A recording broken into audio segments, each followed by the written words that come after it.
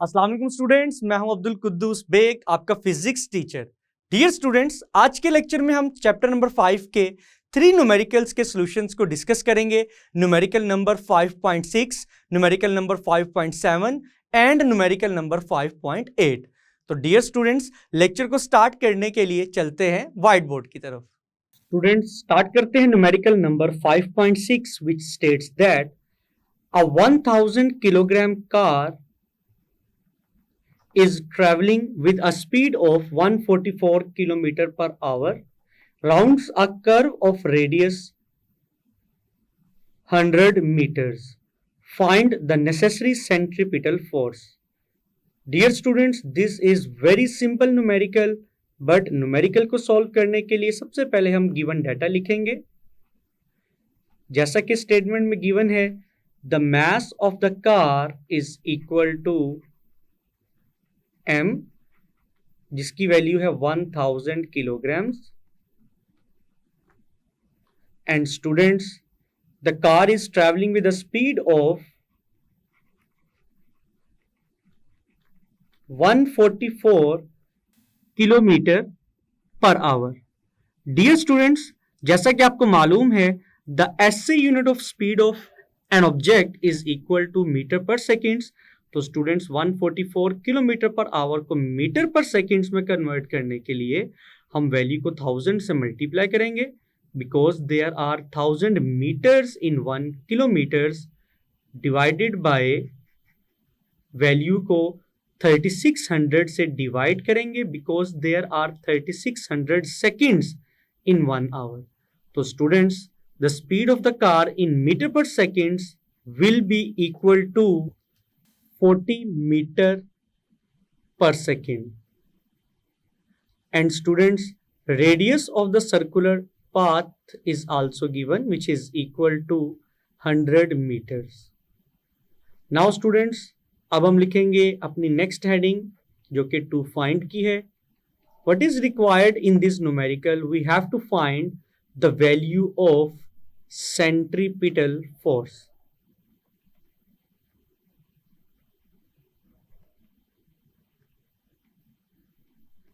जिसे हम FC से रिप्रेजेंट करेंगे।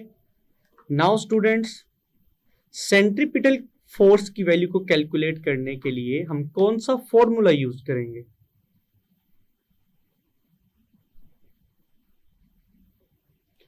तो स्टूडेंट्स, जैसा कि आपको मालूम है, centripetal force is equal to mv² divided by r, और इस इक्वेशन को हम इक्वेशन नंबर 1 कह सकते हैं। नाउ स्टूडेंट्स, अब हम इस न्यूमेरिकल का सॉल्यूशन स्टार्ट करते हैं। तो स्टूडेंट्स, फ्रॉम इक्वेशन 1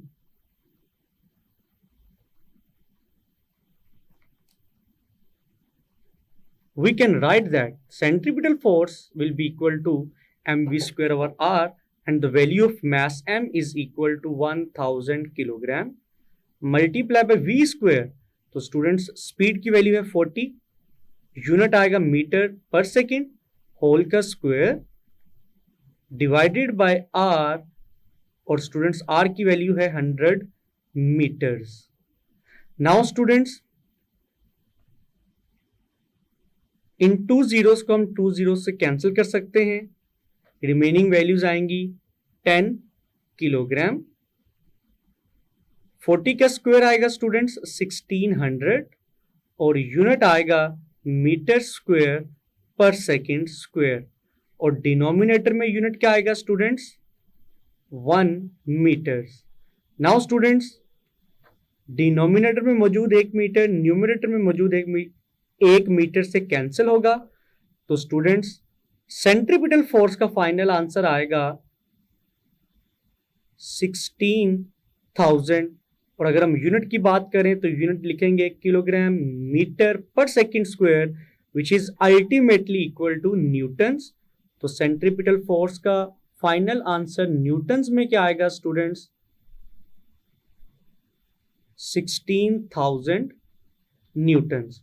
अगर हम अपने आंसर को साइंटिफिक नोटेशन में कन्वर्ट करें तो हम लिखेंगे 1.6 × 10⁻⁴ Newton's and this is the final answer of the centripetal force. And students, this is the solution of numerical number 5.6. Students, start करते हैं numerical number 5.7, which states that what is the least speed at which an aeroplane can execute a vertical loop of 1.0 kilometer radius so that there will be no tendency for the pilot to fall down at the highest point. Students, this numerical is also very simple, जिसको solve करने के लिए हम सबसे पहले given data लिखेंगे. तो students, data में हम लिखेंगे the radius of the loop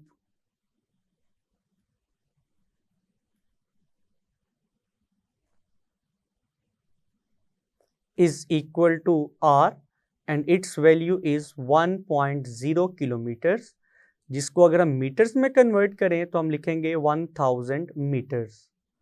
now students, as the aeroplane is in air, तो students the value of gravitational acceleration should be equal to 9.8 metre per second square. तो हम लिखेंगे acceleration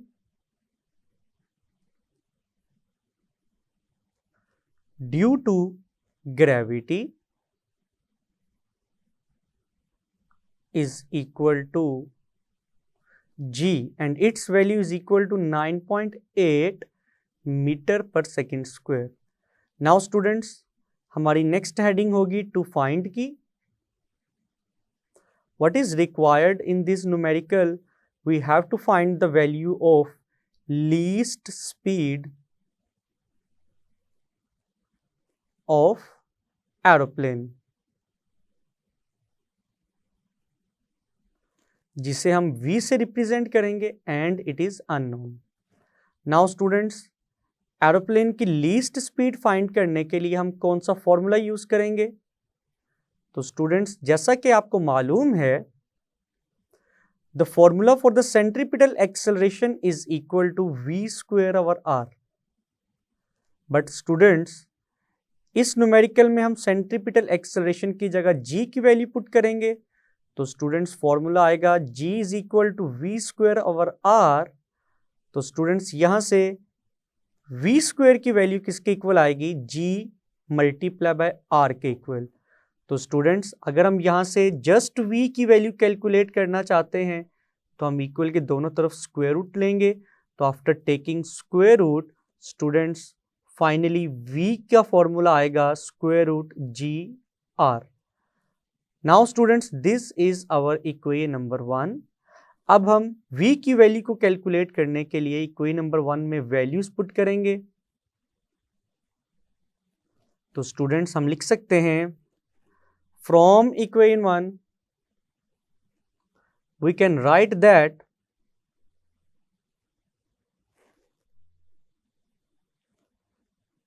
v is equal to square root, the value of g is equal to 9.8 meter per second square multiply by the value of r which is equal to 1000 meters. तो students, जब हम इन values को multiply करवाएंगे तो हमारा answer आएगा 9800 और unit आएगा metre square per second square और होल वैल्यू का क्या आएगा? Square root. Now students, under root और स्क्वायर रूट 9800 का आंसर आएगा 98.9 और स्टूडेंट्स, मीटर का स्क्वायर स्क्वायर रूट से कैंसिल होगा, सेकंड का स्क्वायर स्क्वायर रूट से कैंसिल होगा, तो फाइनल यूनिट आएगा मीटर पर सेकेंड्स. तो स्टूडेंट्स, लीस्ट स्पीड की वैल्यू अप्रोक्सीमेटली किसके इक्वल आएगी? 99 मीटर पर सेकेंड्स के equal. And this is the least speed of the aeroplane. And students, this is the solution of numerical number 5.7. Dear students, start करते हैं numerical number 5.8 which states that the moon orbits the earth so that the same side always faces the earth. Determine the ratio of its spin angular momentum about its own axis and its orbital angular momentum. In this case, treat Moon as a particle orbiting the Earth. Distance between the Earth and the Moon is 3.85 into 10 raised to power 8 meters. Radius of the Moon is 1.74 into 10 raised to power 6 meters. Dear students, statement को बेहतर तरीके से समझने के लिए हम diagram की help लेते हैं. For example students, this is the earth and students this is the moon. तो स्टूडेंट्स, मून के ऑर्बिट को रिप्रेजेंट करने के लिए हम डैश लाइंस यूज कर सकते हैं. This is the orbit of the moon. तो स्टूडेंट्स, जैसा कि स्टेटमेंट में गिवन है, the distance between the earth and the moon is equal to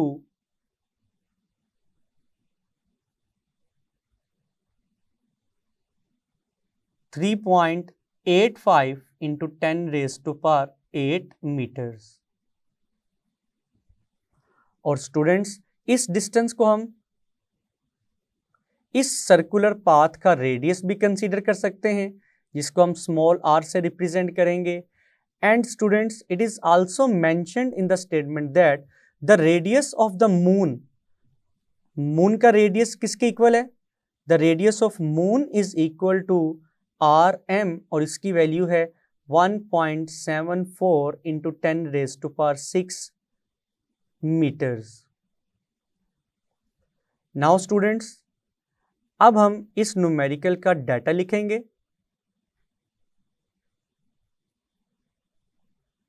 तो स्टूडेंट्स, सबसे पहले हम लिखेंगे डिस्टेंस बिटवीन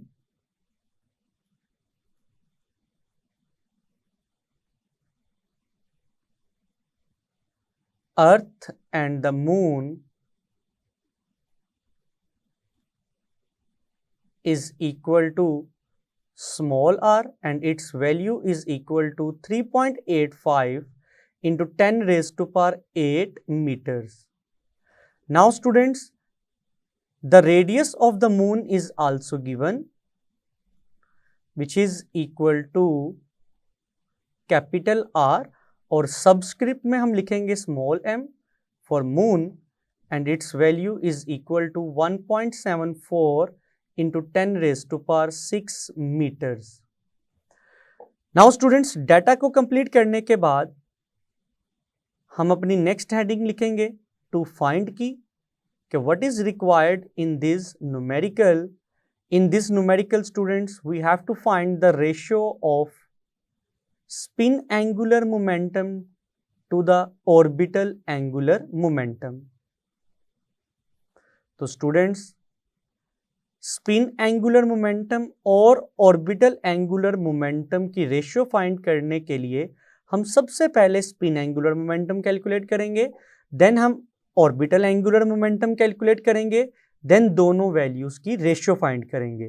तो स्टूडेंट्स, जैसा कि आपको मालूम है, स्पिन एंगुलर मोमेंटम का फॉर्मूला हम यूज करेंगे LS is equal to I omega, where I is the moment of inertia of the sphere. अगर हम अर्थ और मून को जस्ट एक स्फेयर कंसीडर करें स्टूडेंट्स, तो स्फेयर का मोमेंट ऑफ इनर्शिया किसके इक्वल होता है? 2/5 mr स्क्वायर के इक्वल. तो स्टूडेंट्स, यहाँ पे हम I की वैल्यू पुट करेंगे, तो हम लिखेंगे LS which is the spin angular momentum is equal to 2/5 mr square omega. और स्टूडेंट्स, यहां पर हम r कौन सा कंसीडर कर रहे हैं? Which is the radius of the moon. And students, this is our equation number 1. Now students, अगर हम ऑर्बिटल एंगुलर मोमेंटम की बात करें, जिसको हम L नॉट से रिप्रेजेंट करेंगे, तो students it is equal to m r square omega. And students, this is our equation number 2. Dear students, हमने ऑर्बिटल एंगुलर मोमेंटम की वैल्यू mr स्क्वायर ओमेगा किस तरह से कैलकुलेट की है? ऑर्बिटल एंगुलर मोमेंटम की वैल्यू निकालने के लिए भी हम वही फॉर्मूला यूज करेंगे आई ओमेगा, लेकिन स्टूडेंट्स इस केस में हम मोमेंट ऑफ इनर्शिया आई की वैल्यू पुट करेंगे M R square, where R is the total distance between moon and the earth.